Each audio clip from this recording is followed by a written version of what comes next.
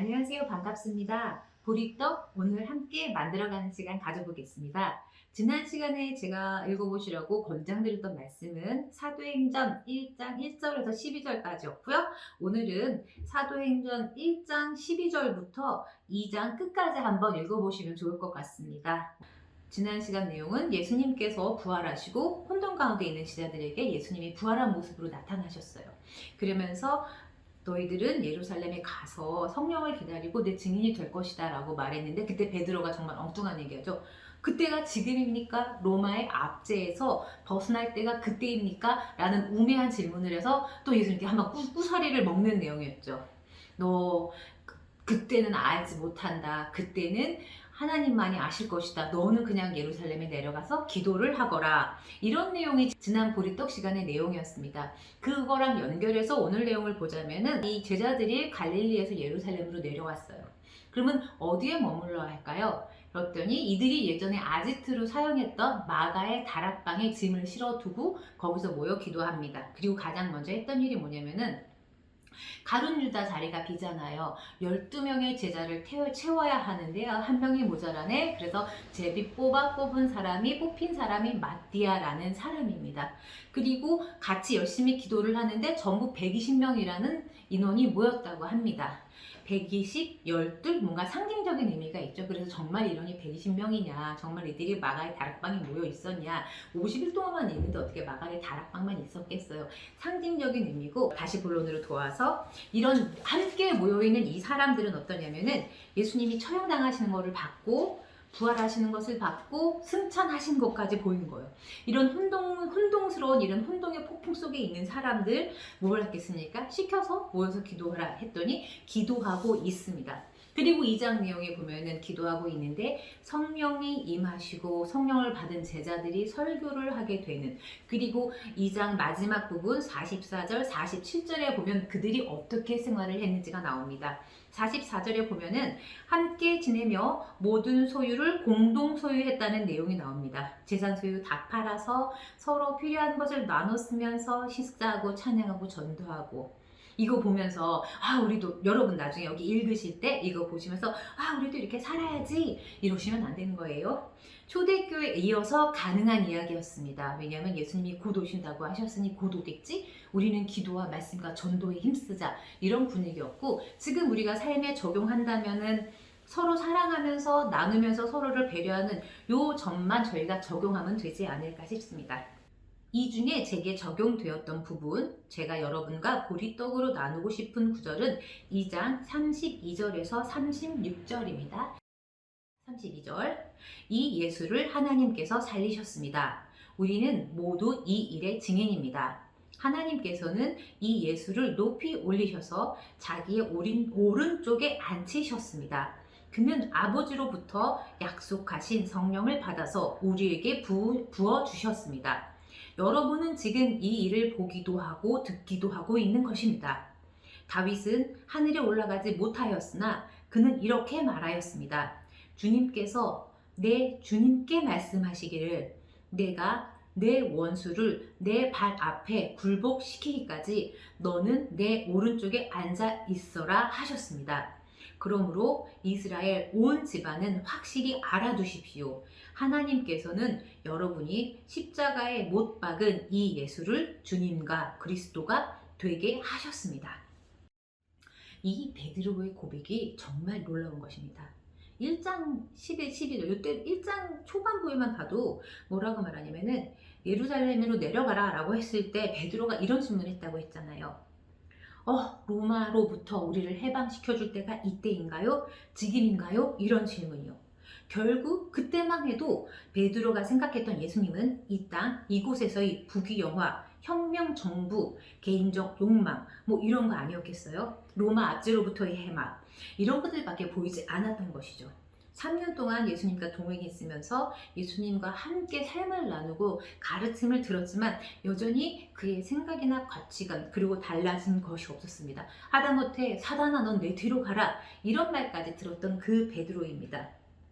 그런데 바로 이 순간부터 베드로의 고백이 달라지고 있습니다. 개인의 욕망과 부귀를 넘어선 고백이 나옵니다. 예수를 하나님께서 살리셨습니다. 우리가 증인입니다. 우리가 부활의 주님입니다. 이 예수는 다윗 왕도 가보지 못한 하늘나라에서 하나님 우편에 앉으셔서 심판주가 되십니다. 여러분 알아두십시오. 여러분이 십자가에 못 박은 그 예수가 바로 그리스도 구원자였습니다. 라는 고백을 하고 있습니다. 더 이상 로마의 압제 이런 것이 그의 언어에서 전부 사라지고 그가 하는 말이 예수는 그리스도이십니다. 여러분이 십자가에 못 박은 그가 바로 하나님이십니다. 다윗 왕도 가보지 못한 그 하늘 우편에 앉아 계십니다. 라는 것을 고백하고 있는 것입니다.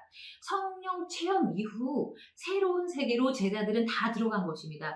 죽음과 부활의 의미가 깨달아진 이후 스스로 예수의 십자가 처형 사건을 해석하기 시작합니다. 그것도 다윗의 시편을 이야기하면서 구약의 성경을 인용하면서 이 이스라엘 백성들에게 설명하고 있는 것입니다. 그들이 여지껏 들어왔던 구약의 의미 그리고 예언서의 모든 의미가 깨달아지기 시작하는 것입니다. 그래서 베드로가 설교한 내용이 이 사도행전 2장의 기록입니다. 그리고 이 베드로의 설교를 들은 사람들 중에 회개한 사람들이 3,000명이나 되었다는 기록이 있습니다. 회개한 사람도 있고 듣고 이상히 여긴 사람들도 있지만 들은 거의 대부분의 사람들이 믿고 자신의 위치로 돌아가고 회개를 받았다라는 놀라운 기록이 남아 있습니다. 베드로는 어느 순간 깨닫게 되었습니다.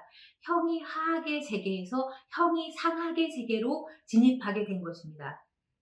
우리가 사는 세상에서 잘 살고 싶은 욕망을 가진 것이 틀리거나 나쁘다고 생각하진 않습니다. 그러나 각자가 찾고자 하는 가치와 삶이 물질적인 것에 한계를 둔다면은 그 삶을 누릴 수 있는 행복감은 한계가 있을 것입니다. 사람은 참으로 신기하게도 개인이 누리는 행복감은 물질적인 풍요와 내 삶의 안위에 절대 머무르지 않습니다. 관계 속에서의 배려, 가치 있는 삶의 투자, 정신적인 가치를 두고 살아갈 때 그 본인만이 누릴 수 있는 만족감과 행복이 있습니다. 그런 만족감이 삶을 풍성하게 행복하게 만들어갑니다. 사람마다 기준이 다를 수 있습니다. 돈, 명예, 권력 등등. 그러나 그런 것에 집착하다 보면 결국 더 가치 있는 것들을 놓치거나 기쁨이나 만족감을 놓칠 수가 있습니다. 베드로의 변화가 너무나 놀라웠습니다. 로마로부터의 해방, 그리고 예수라는 혁명가 옆에서 자기가 차지할 수 있는 그의 어떤 수제자로서 누릴 수 있는 그 위치, 그런 것을 꿈꾸지 않았었을까요? 그런데 한순간 그의 가치가 변한 것입니다. 한순간 부활하신 예수님을 만나고 그리고 성령님이 그 안에 임했을 때 그는 그의 가치가 모든 것이 변해버렸습니다. 예수는 그리스도시다. 하나님이 그를 살리셨다. 그리고 하는 말이 우리는 그 사건의 증인이다. 물증은 보여줄 수 없지만 이 사건의 증인이다. 이들의 삶이 완전히 변한 것입니다. 가지고 있던 물건 다 내놓고 서로 통용하고 나눠주는 삶을 누린다고 2장 마지막 절에 나와 있습니다. 그리고 결국 그들은 핍박을 받았고 특히 그 수제자로 12명으로서 섬겼던 사람들 중에 모든 사람들은 거의 대부분의 사람들은 순교를 당하게 됩니다. 순교의 고통까지도 기쁨으로 받을 수 있게 했던 무엇이 그들의 삶에 있었습니다. 물질적인 가치를 터부시하는 것이 아니라 그 이상의 정신적인 가치의 기준을 두고 살아간다면 지금의 내 상황이 보다 감사하고 내가 하고 있는 일들이 보다 보람있고 가치 있지 않을까요? 혹시 자신의 일이 그렇게 가치롭지 못하다고 느껴진다면 과감하게 벗어날 수 있는 용기도 있지 않을까요? 더 좋은 삶, 더 풍요롭고 고급져 보이는 삶도 내가 누리고 있는 가치, 기준, 마음속 깊이 있는 그 평안과 사랑, 그것과는 비교할 수 없을 것입니다. 지금의 삶이 비록 힘들고 어려울 수도 있고, 때로는 풍요롭고 부유할 수도 있을 것입니다. 하지만 물질적인 것, 여기서 머무르지 않고 진짜 가치를 보고 나아간다면 그 안에서 행복과 만족과 감사를 누릴 수 있을 것입니다. 내가 지금 가진 것을 한번 여러분 둘러보시길 바랍니다. 남이 가진 것 말고 내가 가지고 있는 것. 내게는 건강이 있고, 나를 사랑하는 사람이 있고, 나는 일할 곳이 있고, 그리고 나를 아껴주는 내 자신이 있고, 더더욱 중요한 것. 내 안에 하나님의 형상이 있습니다. 내 안에 하나님의 형상이 있고, 그리스도가 나와 동행한다면, 그렇다면 내가 있는 이 위치, 내가 하루하루 살아가는 이 삶이 보다 보람되고 값지지 않을까요? 하나님께서 내게 주신 것들에 대해서 감사할 수 있지 않을까라는 생각을 해보게 됩니다. 한순간 한순간 주어진 것에 감사하며 열정과 최선을 다한다면 바로 그곳이 하나님 나라이면서 그리스도와 동행하는 21세기의 그리스도인의 모습이 아닌가 생각해 보게 됩니다. 오늘 제가 느꼈던 보리떡은 베드로의 변화였습니다. 주는 그리스도시요 살아계신 하나님의 아들입니다. 처음 고백했던 그 고백. 주는 그리스도시요 하나님이 살리신 분이십니다. 그리고 하나님 보좌 우편에 앉아 계십니다. 그러면서 그가 살아갔던 삶의 방향들, 이런 걸 보면서 지금 나는 무엇을 보고 무엇의 기준을 두고 살고 있는가 한번 생각해 봤습니다. 주는 그리스도이십니다. 하나님께서 나와 동행하고 계십니다. 오늘 하루도. 그리고 내가 가지고 있는 이 환경이 하나님께서 내게 주신 거룩한 환경입니다. 오늘 하루의 삶을 하나님과 동행하는 천국의 삶이 되기를 함께 소망해 봅니다. 함께 기도하겠습니다. 사랑의 하나님 감사드립니다. 저희의 삶 가운데 주님 함께 해주시고 저희가 하나님 오늘 나눴던 말씀 베드로의 고백 그리고 베드로가 전달했던 그 내용들 저희가 마음속에 새기게 하시옵소서. 주는 그리스도이십니다. 그 그리스도께서 지금 내 삶의 현장에 함께 계십니다. 그럼으로써 그리스도인으로서 살아가게 하시옵소서. 내게 주어진 것에 감사하게 하시고 내게 가진 것에 더 가치를 둘 수 있게 도와주시옵소서. 물질적인 것의 가치 이상의 정신적인 가치를 두고서 나의 이웃을 사랑하며 나의 가정을 사랑하며 나를 사랑하며 하나님을 사랑하는 하루가 될 수 있게 인도하여 주시옵소서. 이 시간 함께 해주심을 믿사하며 오늘 하루도 주님 안에 거할 수 있게 도와주시옵소서. 감사드리며 예수님 이름으로 기도드립니다. 아멘.